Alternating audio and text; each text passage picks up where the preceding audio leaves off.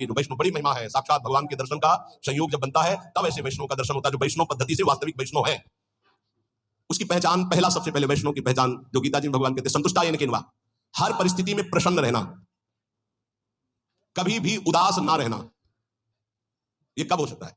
जब आप वैष्णव होंगे। वैष्णव कौन? जो हरि का है। वैष्णव कौन? जो दूसरों को सुख पहुंचाना चाहता है। वैष्णव कौन? जो सब में भगवत भाव करता है। वैष्णव कौन? जो कभी किसी में दोष दर्शन नहीं करता, वो सदैव प्रसन्न रहेगा। ये ज्ञानी की पहचान बताई गई, ब्रह्मभूता प्रसन्नात्मा। तो वैष्णव सदैव प्रसन्न रहता, कभी उदास नहीं होता। 84 लक्षणों में पहला। दूसरा, वो बिना ठाकुर सेवा विराजमान घर में के रह ही नहीं सकता, अर्थात उसके कुटिया में, उसके घर में ठाकुर जी विराजमान, प्रिया प्रीतम विराजमान, चाहे नाम सेवा विराजमान हो। सबके होना चाहिए सेवा, ध्यान रखना। विस्तार नहीं कर सकते हो तो राधा नाम विराजमान कर लो, 5 मिनट लगता है, स्नान कराया, वस्त्र से पोंछ दिया, थोड़ा इत्र लगा दिया, यदि सुविधा नहीं है तो जैसी श्री जी सुविधा दी हो, जो पाना है वो भोग लगा दिया, शयन करा दिया, एक रुमाल बिछा दी, ऊपर से एक रुमाल उड़ा दी, हो गया। सेवा जरूर होनी चाहिए। दूसरा लक्षण है कि वैष्णव उपासक का लक्षण कि उसके पास सेवा होगी, नाम सेवा। जहां गुरुदेव भगवान जाते, नाम सेवा साथ, सेवा साथ। ये पूरे 84 कोष ब्रह्मंडल में जहां जहां भ्रमण परिक्रमा, दंडोती परिक्रमा, सब जगह नाम सेवा साथ। तीसरा, अपने ठाकुर जी की सेवा जब तक शरीर काम करे दूसरों को कभी ना दे। जब तक शरीर काम करे तब तक दूसरों को कभी अपनी ठाकुर सेवा ना दे। अब यहां ध्यान देने की बात है, जैसे कोई जन्मना सूतक या मरणा सूतक होता है, समझ पा रहे? जन्मना सूतक, मरणा सूतक, उसमें लोग क्या करते हैं? अपने ठाकुर जी दूसरों के घरों में भिजवा देते हैं। तो क्या आप अपना बच्चा भिजवा सकते हो दूसरों के घरों में? नहीं भिजवा सकते। फिर आप दूसरों के घर में जाके पाइएगा 13 दिन, वहां ठाकुर जी पा रहे हो, तुम अपने घर में पा सकते हो क्या? क्योंकि बिना ठाकुर जी का भोग लगाए तुम पा नहीं सकते। तो हम वो सिद्धांत मानेंगे जैसे हमारी श्री जी की सेवा कदापि न रुके। इसीलिए विधि निषेध निदास अनन्य उत्कट व्रतधारी, अनन्य उत्कट व्रतधारी, साधन विविध सकाम मत सब स्वार्थ सकल सबे जो अनीति ज्ञान ध्यान व्रत कर्म जिते सब काहू में नहीं मोहि प्रतीति, रसिक अनन्य निशान बजायो एक श्याम श्यामा पद प्रीति, श्री हरिवंश चरण निज सेवक विचले नहीं छाड़ी रस रीति। ये हमारी रस रीति है कि हम आठों पहर श्री जी को दुलार करेंगे, कोई जन्मे या पधारे, हमारी सेवा में कोई फर्क नहीं पड़ने वाला। हम दूसरों के यहाँ हुए 13 उत्सव में भोग नहीं लगाएंगे, लेकिन हम अपने घर में अगर कोई जन्मता है, पधारता है, उस पर कोई फर्क नहीं पड़ेगा। हमारी श्री जी की सेवा यथावत चलेगी, जन्मना सूतक में भी, मरणा सूतक में। वो हमारे प्राण प्यारे हैं, हम बिना जल पिलाए जल नहीं पी सकते, बिना भोग लगाए भोग नहीं पा सकते, बिना से उनको शयन कराए हम शयन नहीं कर सकते। ये पद्धति। वैष्णव वही जिसके घर में ठाकुर सेवा हो। और तीसरी बात, जब तक हमारे शरीर में दम है तो हमारी ठाकुर सेवा कोई और नहीं कर सकता। अमरीश जी की नई रानी सेवा, तो उन्होंने कहा सेवा चुराने की जरूरत नहीं, आप अपने ठाकुर विराजमान करो, हम सुविधा देंगे, पर आप हमारी ठाकुर सेवा की, या पोछा लगा दो, आप सोहनी लगा दो, आप पात्र मार दो, नहीं, ये हम स्वयं करेंगे। चक्रवर्ती सम्राट होते हुए स्वयं अपने कर कमल से प्रभु की सेवा की परिचर्या, तो सुदर्शन चक्र उनकी रक्षा। सेव्य का दासत्व स्वीकार करते हैं। ये जो मस्तक पर चिन्ह है, ये किशोरी जी के दासत्व का आचार्य परंपरा से चिन्ह है। अलग अलग वैष्णव जन सब धारण, इसके धारण करने में शर्माओ मत, तुम्हारे दुर्भाग्य है तो शर्माते हो। अरे जब संसार में पति के लिए सुहागवती ठसक से मंगलसूत्र पहनकर मांग भरती तो शर्माती है क्या? तो ये अखिल कोटि ब्रह्मांडों का मंगलसूत्र है। जो अखिल कोटि ब्रह्मांडाधिपति प्रभु है, वो हमारे स्वामी है, कंठी उनका मंगलसूत्र है, ये तिलक उनका सुहाग है। देखते ही दूसरा कहेगा भगत है, आया ना संबंध हमारा प्रभु का। हम सौभाग्यवती है क्योंकि ये हमारा सुहाग है, ये हमारा मंगलसूत्र, हमारी प्रीतम युगल सरकार है, बिहरत दो प्रीतम कुंज। अपने सेव्य का ये दासत्व मस्तक पर धारण कर, इस सीधे भगवत पार्षद है आप। ये कोई साधारण नहीं तिलक ऐसे खींच लिया शर्माए तिलक लगाने में। जो हम कह रहे हैं उसे मानो, प्रार्थना मानो, अपने प्रभु के दासत्व को धारण करना।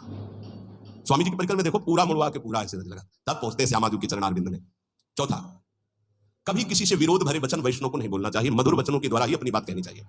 पांचवा, किसी भी विषय और भोग की तृष्णा का आदर नहीं देना चाहिए। जो अंदर विषयों के प्रति प्रियता तृष्णा कहते हैं, भोगे हुए विषय को पुनः भोगने, उसका आदर नहीं, निरादर करना चाहिए। चल गंदी बातों में फंसाता है मन, अब नहीं मानूंगा तेरी बात। छठवां, प्रभु की सेवा भय और स्नेह दोनों रख के करनी चाहिए। भय और स्नेह, भय कैसे? कहीं हम बात करें तो हमारी मुख में चूंकि रस होता है तो कहीं थूक की चिट्टी ना चली जाए। रसोई बना रहे हैं या स्नान करा रहे हैं, मौन का आश्रय लेकर अगर हम कहीं कुछ बोलते हैं तो पद गाना है तो गुनगुनाते हैं, इसमें चिट्टी नहीं पड़ने की संभव। भय सहित प्रसादी स्पर्श तो पहले हाथ धोइए श्री जी की सेवा में, फिर अमनिया वस्तु छूजिए। तो भय सहित और स्नेह सहित सेवा 2 प्रकार से होती है। भय होना चाहिए कि कहीं उनके विरुद्ध हमारा कोई व्यवहार ना हो, और स्नेह प्रेम सहित। भय इसलिए कि त्रुटि ना हो। अब हंसी मजाक हो रही बात हो रही, आप रसोई बना रहे हो तो गड़बड़ हो जाए, इधर उधर खड़े हो, वहां रसोई अमनिया नहीं, वहीं खड़े हो, मंत्र जप करो। कोई भी जीव जंतु ऊपर छत में टहल रहे हैं, छिपकली है या कुछ, सावधानी। अमनिया करते समय बहुत सावधानी रखने की जरूरत है, क्योंकि श्री जी को भोग लगेगा, सैकड़ों जन प्रसाद पाएंगे, एक त्रुटि सैकड़ों को हानि पहुंचा सकती है। घरों में या ऐसे छिपकली टहलती रहती है। अब उसको तो ज्ञान नहीं, आपकी रसोई में 5 किलो दाल बन रही हो, अब उसमें वास भाप बना, अब ऊपर चिपके, उसका चिपकने की पावर शक्ति कमजोर, अचानक हुई भागी और गिर गई, अब उबल रहा है, उबलने। अब वो अगर कोई खाएगा तो छिपकली के काटने में जहर नहीं, उसकी त्वचा में जहर है। ऐसे बहुत से कीट पतंगे, ऐसे बहुत सावधान। आप दूध उबाल रहे हैं, वहां खड़े हैं, नाम जप करते रहे, दूध उबल जाए, उतार करके जाली वाला ढक कर, बड़ी सावधानी, क्योंकि श्री जी को भोग लगाना है, संत जन प्रसाद पाएंगे। कई असावधानियां ऐसी होती हैं जिनमें कई जगह देखा गया है कि अस्पताल ले जाना पड़ा है, बहुत सावधान।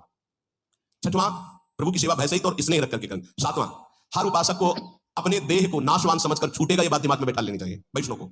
ये शरीर नष्ट होगा, छूटेगा, आज नहीं तो कल छूटने वाला है। ये 84 लक्षणों में एक लक्षण ये भी। हर समय तुम्हारे दिमाग में बैठा रहे तुम्हारा शरीर छूटेगा तो तुमसे पाप ही नहीं होगा कि यार जब शरीर ही छूटना है तो पाप कर्म काहे को करे। अपने देह को अनित्य समझना कि ये छूटेगा। 8वां, सत्संग में प्रधानता अपने ही रस के वैष्णव की करे। अपने ही रस के वैष्णव की करे।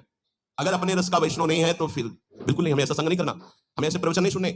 तभी हम आपसे कहते हैं नाम रूप लीला धाम 4 के सिवा हमारा कहीं विश्वास नहीं है। या तो नाम की चर्चा करो या रूप की या लीला की या धाम की, इन्हीं के सिद्धांतों की चर्चा। ये कलिकाल मलायतन मन कर देख विचार, बड़ी मलिनता छा रही कलयुग में। वैष्णव का संग हो पर अपने रस के वैष्णव का संग हो, सुलझा हुआ शास्त्र प्रमाणित संग होना चाहिए। गुरु के बिना समाधान नहीं हो सकता। तो कह रहे वैष्णव सत्संग करे पर ऐसे जन का संग करे जो सुलझा हुआ सत्संग हो, हमको उलझा न दे। 9वां, समस्त वैष्णवों में भगवत भाव रखना दूरी से। ये दूरी से शब्द इसलिए करें कि आज से सुना भगवत भाव, फिर उनके व्यवहार को नहीं सह पाओगे, अलग अलग व्यवहार वाले हैं। दृष्टि गई वैष्णव नमस्कार, इष्ट मिले और मन मिले, मिले भजन रस रीति, ताहां तो निसंग कोई मिलिए, तासु कीजिए प्रीति। नहीं तो नमस्कार सबको है, भगवत भाव सब में है। भगवत भाव रखना, बर्ताव की बात नहीं कर रहे। समदर्शिना, भगवत भाव दर्शिना, बर्ताव नहीं। संग तो करो समझ कर, ऊपर पहले वर्णन हुआ वैष्णव संग करो उन्हीं रसिक महापुरुषों का जहां तुम्हें संशय न हो। सब में भगवत भाव रखना है। 10वां, अपनी बुद्धि को अपने इष्ट में स्थिर कर देना। जैसे कल एक अनन्य उपासक बाहर कहीं के हैं, वो आए और उन्होंने कहा कि राधा नाम की इतनी प्रीता हो गई कि और नाम का कीर्तन जैसे गांव में प्रभात फेरी में होता है, तो जब राधा नाम का कीर्तन सब गाते तो हम गाते हैं, इसके बाद जब और गाते तो हम नहीं गाते हैं, तो मन में लगता है कहीं अपराध तो नहीं बन रहा है। वो आपसे जानकारी करना चाहते हैं। बिल्कुल रुचि नहीं है अन्य ना बोलने की, ना सुनने की, ना गाने की। हमारा कोई ऐसा नहीं है, पर हमारी रुचि ही नहीं है। जब राधा नाम गाया जाता है तो मैं गाता हूं, नहीं तो मौन हो जाता हूं। क्या अपराध तो नहीं? क्या अपराध नहीं, तो धन्य भाग है। वही तो महाप्रभु हरिवंश चंद्र कह रहे, रसना कटो जो अन्न रटो, निरखी अन्न फुटो नयन, श्रवण फुटो जो अन्न सुनो, श्री राधा दस बहन। मीरा जी ने जब पद लिखा प्रश्न करके गोस्वामी जी को, तो गिरधर से प्रीति की बात कह के लिखी। और गोस्वामी जी ने जब उत्तर दिया तो लिखा जाके प्रिय राम वैदेही तजिए ताहि कोटि बैरी समझत्य परम सरे। गिरधर गोपाल शब्द ने लिखा, लिखा जाके प्रिय राम वैदेही। अपने इष्ट की अनन्यता, वो अपने इष्ट की अनन्यता से प्रश्न कर रहे हैं, वो अपने इष्ट की अनन्यता से उत्तर दे रहे हैं।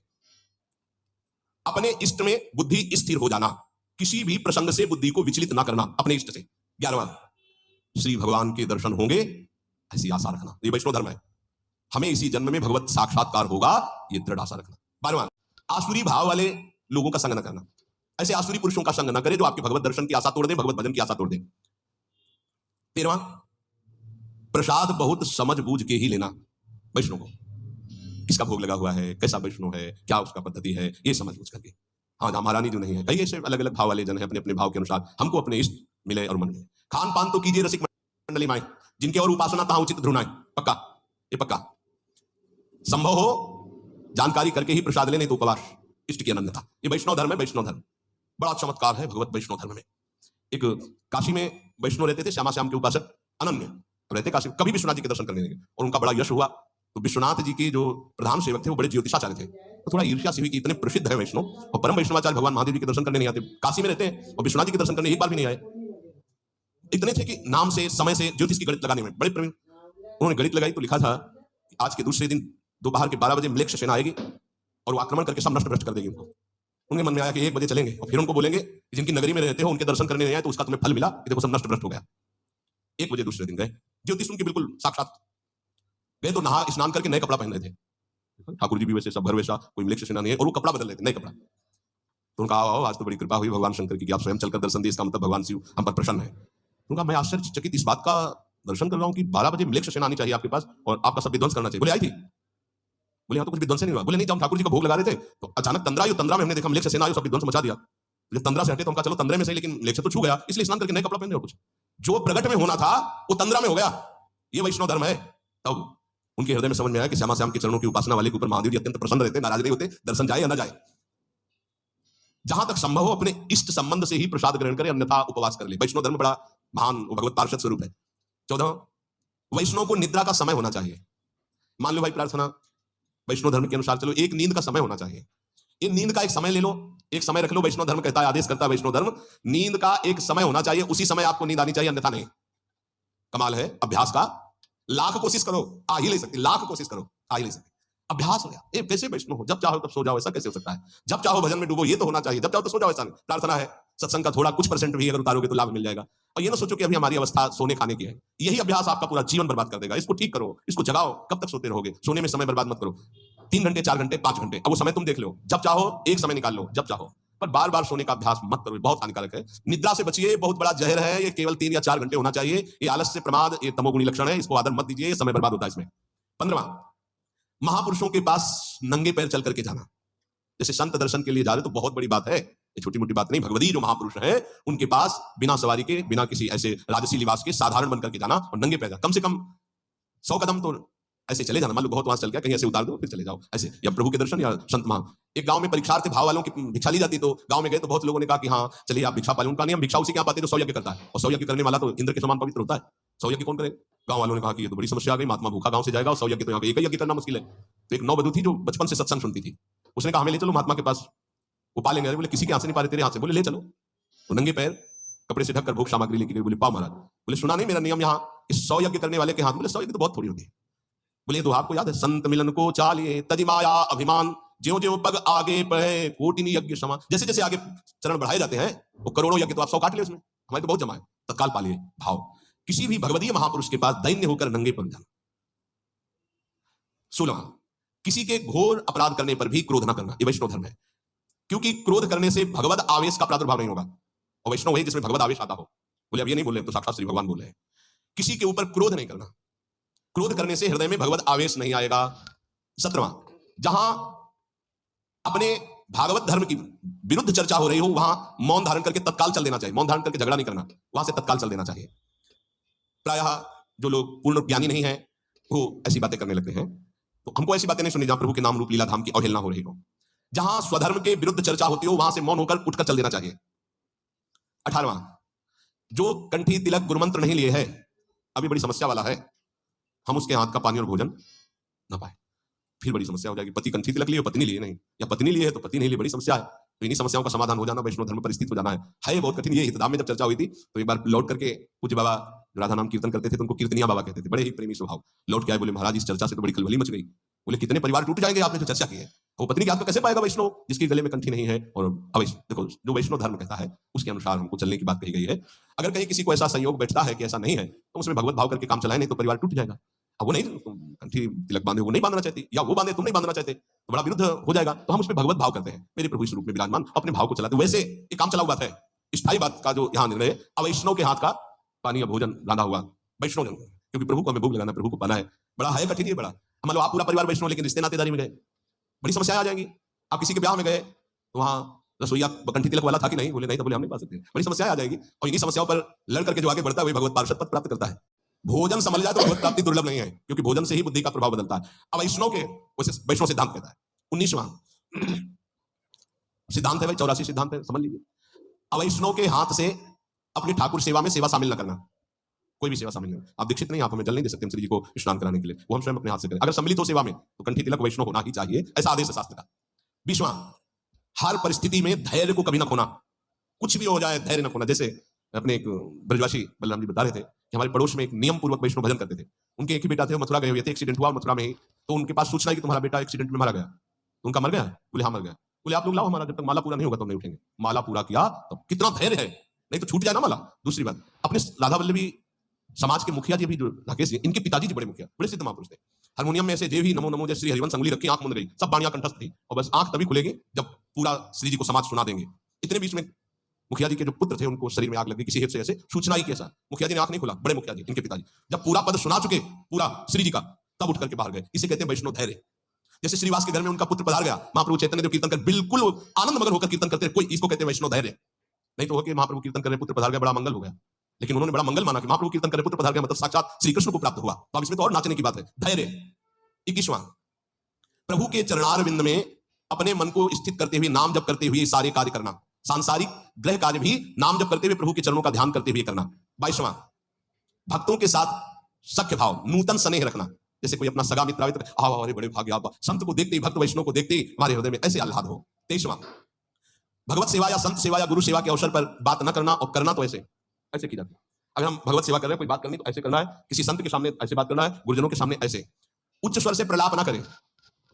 24वां, सेवा करते समय अत्यंत सौभाग्य माने, ओहो अपनी प्रिया जी को चंदन लगाने को मिला, अपनी प्रिया जी को चंवर डुलाने, अत्यंत सौभाग्य महत्व रखकर सेवा करना। 25वां, प्रभु की सेवा करके प्रभु से कभी कोई सेवा के लिए भी वस्तु न मांगना। सेवा करते हुए सेवा के लिए भी खस का ही होता तो बढ़िया है, क्यों? प्रभु को जो पसंद। एक बार हमने कहा था अगर इतना नहीं होगा तो हम चमेली की सीसी ले आएंगे, उसका भी पैसा नहीं होगा तो पानी है। हम आपके सेवक हैं, वस्तुओं से सेवा नहीं, प्राण समर्पित करके। अब वस्तु स्वाभाविक है, उसी से सेवा करेंगे। प्रभु की सेवा करके प्रभु से सेवा की वस्तु भी ना मांगना, अपने लिए तो बात जाने दो। तो बोले फिर कैसे काम चलेगा? तो सर्व के प्रभु अपने आप व्यवस्था करेंगे, जितने में दे उतने में राजी रहो। जथा लाभ संतोष सदा काहू सुख न चाहोगे। 26वां, प्रभु के नाम से आई हुई वस्तु को प्रभु के ही सेवा में लगाकर प्रसाद रूप में उपभोग करना, नहीं तो दुर्गति हो जाएगी। जैसे ब्रज के भक्तों में लिखा है कि नंदगांव में एक बाबा गुफा में भजन करते थे, तो पीछे से आवाज आई जब माधुकरी लेकर जा रहे थे, ए बाबा अपनी जूठन दे दे तो हमारा उद्धार हो जाए। पीछे मुड़ के देखा तो कोई दिखाई नहीं दी, फिर आवाज आई, सुने ना है, अपनी जूठन दे दे। फिर पीछे मुड़े तो देखा कुत्ता। बोले हाँ हाँ ठीक देख रहे हो, मैं कुत्ता नहीं हूं, मैं प्रेत हूं। कौन हो तुम? मैं नंदगांव का सेवक। क्या हुआ, कैसे इस गति को प्राप्त? बोले ठाकुर जी को दी हुई भोग सामग्री अमनिया हम प्रयोग करते थे, रुपया भी आया तो पहले ठाकुर जी के चरणों में रखो, अमनिया जो है पहले ठाकुर जी को अर्पित करो, फिर प्रसाद रूप से आप पा सकते हो। अमनिया कभी ऐसा नहीं, क्योंकि फिर उससे गड़बड़ी हो जाएगी। श्री ठाकुर जी के नाम से आई, सब ध्यान से सुन लो, ऐसी कभी चूक नहीं होनी चाहिए। श्री ठाकुर जी के नाम से आई हुई सेवा वस्तु को ठाकुर जी की सेवा में ही अर्पित करके प्रसाद रूप से स्वीकार करना, नहीं तो ठीक नहीं रहेगा। अर्थ भी आया तो पहले श्री चरणों तक पहुंचाओ, आप उसके स्वामी नहीं, स्वामी वो है, वहां अर्पित करके फिर सेवा में लगाओ, नहीं धोखा हो जाएगा। और जो अर्थ जिस सेवा के लिए आया उसी सेवा में लगना चाहिए। 27वां, जितने भी वैष्णव हैं सबके हम दास हैं, ऐसा भाव रखना। सब संतन को दास, पक्का ये भाव तो पक्का बिल्कुल रखना चाहिए। संघ की हम बात नहीं करें, भाव रखने, सब संतों के हम दास हैं। 28वां, किसी भी संत से, भगवत भक्त से, वैष्णव से द्वेष न बनने पावे। यदि हम संग करेंगे तो कहीं उनके ऐसे वचन निकले जो हमारे गुरु, हमारे इष्ट, हमारे भगवती भाव में, तो हमें उनसे द्वेष होने की संभावना है। इसलिए किसी भी वैष्णव से हमें द्वेष नहीं करना, इसलिए मैं संग भी नहीं करना, बहुत संभाल के। 29वां, अपने श्री ठाकुर के उत्सव को, श्री जी के उत्सव को आनंद पूर्वक मनाना, हर उत्सव को। 30वां, नित्य किसी महापुरुष के सत्संग में स्वयं चलकर जाकर सुनना, नित्य महापुरुष का सत्संग सुनना, ये बहुत बड़ा सौभाग्य होता है। आज सत्संग का बहुत घाटा है, बहुत घाटा है। ये तो श्री जी की बड़ी कृपा है कि प्रातःकालीन ब्रह्म मुहूर्त में 4:15 बजे, 4:30 बजे से अपने को सत्संग कथन श्रवण करने का सौभाग्य मिल रहा है। ये बहुत दुर्लभ सत्संग है, सत्संग शब्द बहुत दुर्लभ है। भगवदीय महापुरुषों का सत्संग करना। 31वां, वैष्णव मर्यादा के विरुद्ध कभी आचरण न होना।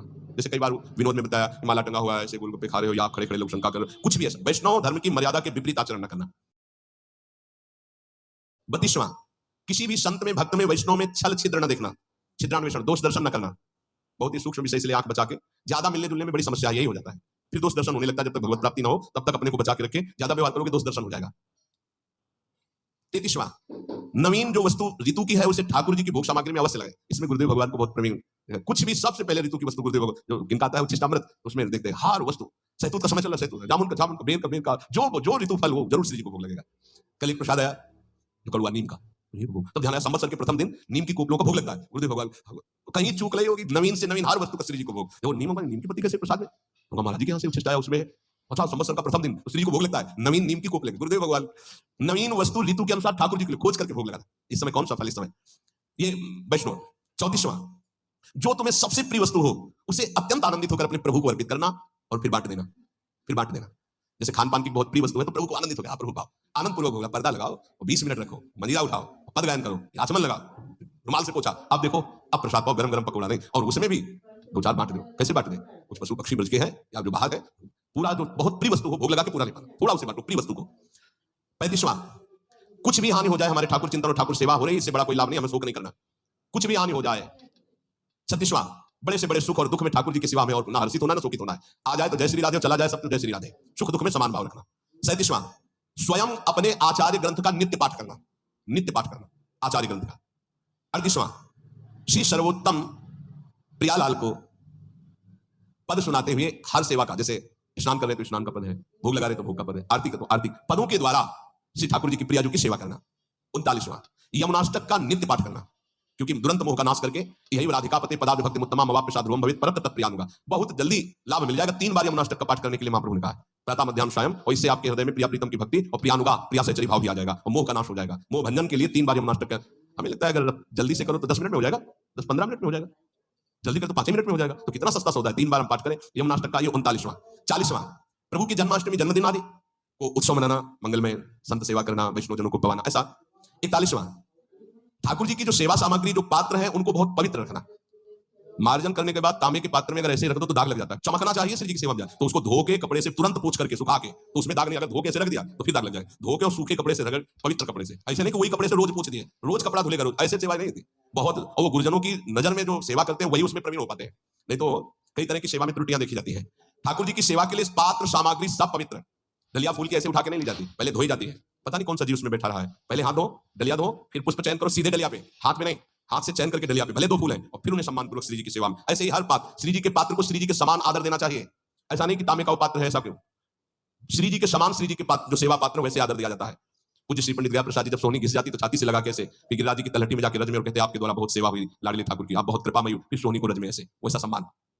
42वां, कोई भी बिना भोग लगे हुए जल या वस्तु ग्रहण न करना, असमर्पित वस्त्र भी न ग्रहण करना। आपको कुछ भी पहनना है तो पहले प्रभु को अर्पित कीजिए। जैसे शरीर के वस्त्र हैं तो सिंहासन को स्पर्श कराते हैं, हमारे गुरुदेव भगवान की पद्धति तो बड़ी विचित्र कोटि की। नया वस्त्र आया तो पहले रज में उसको उलट पलट करके फिर श्री जी को ऐसे करके फिर ऐसे, बिना रज रानी को स्पर्श कराए श्री जी को स्पर्श नहीं, श्री जी को तब स्पर्श और फिर वो प्रसादी धारण करना।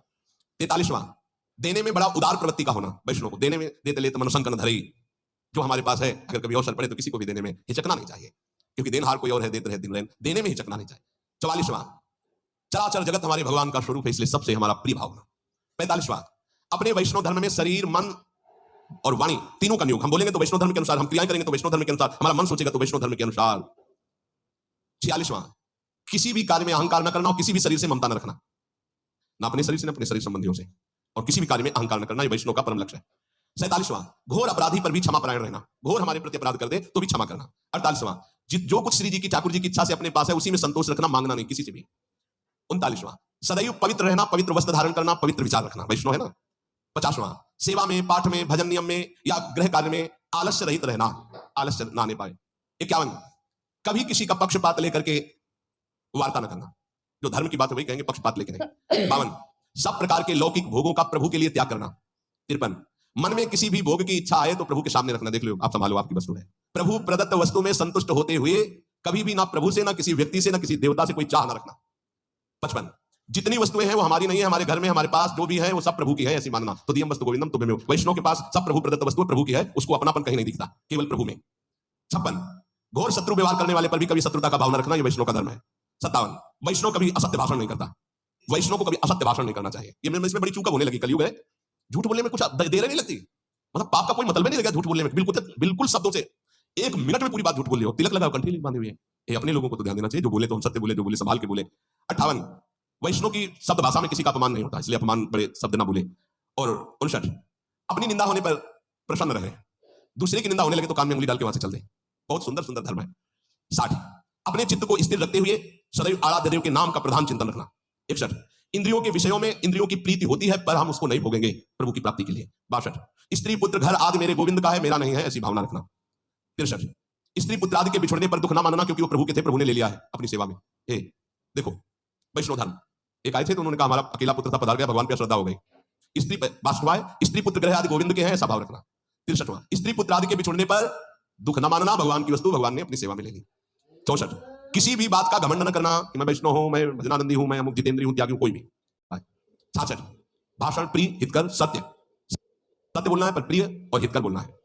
67, सदैव संभाषण के बीच में इष्ट का नाम उच्चारण करते रहे, राधा राधा, फिर बात राधा, ये वैष्णव का लक्षण है। हमने चित्रकूट में देखा, वो राम जी की इच्छा से आ जाए, ऐसा राम जी की इच्छा से, वो राम जी की सैकड़ों बार शब्द में बोल, राम जी की, बहुत अच्छा लगा। ऐसे ही श्री जी की इच्छा से ऐसा, श्री किशोरी जी की इच्छा से परिक्रमा चले गए, परिक्रमा से किशोरी जी की इच्छा से ऐसा, अपनी बात में कितनी बार नाम आए इष्ट का, ये अधिक से अधिक ध्यान रखें।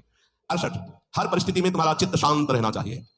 69, हर प्राणी मात्र की सेवा का अवसर आने पर चूकना नहीं चाहिए, चाहे पशु पक्षी की सेवा क्यों ना हो। 70, एकाग्र चित्त होकर अपने आराध्य देव की सेवा में तन्मय होना चाहिए, सेवा में तन्मयता आवश्यक है। 71वां, अंतःकरण निर्मल बनाना वैष्णव का धर्म है, कोमल सरल कुटिलता रहित निर्मल स्वभाव। 72, कोई भी निंदित कार्य कदापि ना होने पावे जो वैष्णव के द्वारा नहीं होना चाहिए। 73वां, अपना कोई अपराध करे तो उसके लिए प्रभु से प्रार्थना करे कि कभी उसको दंड न दे, अपना कोई अपराध करे तो प्रभु से प्रार्थना करे कि कभी उसको दंड न देने, उसको दंड निश्चित मिलेगा, और आप खुशी मत मनावे वैष्णव होकर कि भले दंड मिले, नहीं नहीं, प्रभु हमारा ही कोई अपराध है जिससे ये कटु व्यवहार करके हमारे पाप का मोचन कर रहा है, कृपालु, कभी इसको दंड मत देना।